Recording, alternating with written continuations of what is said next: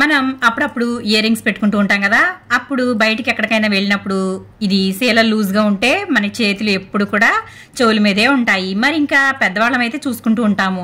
అదే చిన్నపిల్లలకి పెట్టాలంటే ఇంకా వాళ్ళు అవి పడేసుకుంటారేమోనని మనం వాటిని గమనించుకుంటూ ఉండాలి. మరి అటువంటప్పుడు ఇలా సేల లూజ్ అయిపోయినప్పుడు దీనిని అయితే ఏ విధంగా టైట్గా చేయాలనేది చూపిస్తాను. ఇలా సేల అయితే తీసుకోవాలి. సేల తీసుకున్న తర్వాత ఇలా నెయిల్ పాలిష్ అయితే తీసుకోవాలండి. నెయిల్ పాలిష్ తీసుకున్న తర్వాత ఈ సేల్ ఉంటుంది కదా, ఈ సేలకి వెనకాల ఇలాగా దీనిని నెయిల్ పాలిష్ అయితే అంటించాలి. ఇలా నెయిల్ పాలిష్ పెట్టేసిన తర్వాత ఇది ఆరిపోనివ్వాలి. ఇలా ఆరిపోయిన తర్వాత మనం ఈ సేలను పెట్టేసినట్లయితే ఇది అస్సలు ఊడదండి, చాలా టైట్గా ఉంటుంది. మనం ఇది ఇంకా గట్టిగా తీసే వరకు కూడా ఇది అలాగే ఉంటుంది.